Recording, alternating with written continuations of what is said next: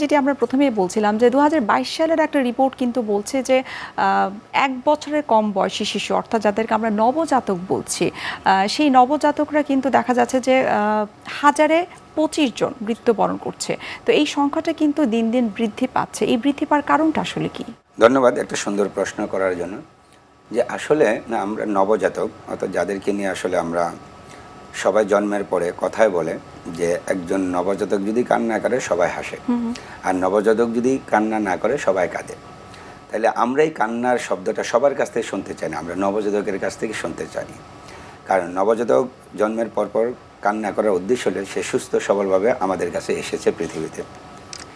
কিন্তু এর মধ্যেও দুর্ভাগ্যজনক হলো সত্য যে আপনি যে কথাটি বলেছেন যে আসলে এখনও পর্যন্ত বাংলাদেশের নবজাতক মৃত্যুর হার অন্যান্য উন্নত দেশের এবং উন্নয়নশীল দেশের তুলনায় অনেক বেশি। আমরা কিন্তু দেখেছি যে দক্ষিণ পূর্ব যে এশিয়া রয়েছে সেই তুলনায় বাংলাদেশে কিন্তু সংখ্যাটা অনেক বেশি। আমরা এই সংখ্যাটাকে আসলে কমিয়ে আনার জন্য আমরা যারা আসলে স্বাস্থ্য সেক্টরে কাজ করছি তারা অনেক অক্লান্ত পরিশ্রম করে যাচ্ছি, কিন্তু আমাদের কিছু লিমিটেশনের জন্য আসলে সেটা আমরা পেরে উঠছি না। কারণ আমাদের দেখেন এখন যদি আমরা চিন্তা করি 5 বছরের নিচে যে শিশু তাদের মৃত্যুর হার অনেক কমে গেছে।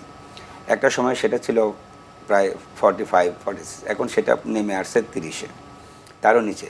কিন্তু নবজাতক মৃত্যুর হার সেই 1990 সালে ছিল 51, এখনও এসে আছে সেটা 25, 22, সর্বশেষ 20। কিন্তু নবজাতক মৃত্যুর হারের যে কমার যে গতি এটা খুবই স্লো। আচ্ছা, আমাদেরকে এই ব্যাপারে উদ্যোগ নিতে হবে, কারণ তাদেরকে বাঁচিয়ে রাখতে হবে। আর তাদেরকে বাঁচিয়ে রাখতে না পারলে এখন আমরা এসডিজি অর্জন করতে পারবো না। এসডিজি অর্জন নাই করলাম, কিন্তু একজন মানবিক একজন বাবা হিসাবে, মা হিসাবে আমি চাইবো যে আমার বাচ্চাটা বেঁচে থাকবে, নবজাতকটা বেঁচে থাকবে। সেই জন্য আমাদেরকে অবশ্যই উদ্যোগী এবং উদ্যমী হতে হবে এবং সরকারকে এখানে অবশ্যই এগিয়ে আসতে হবে।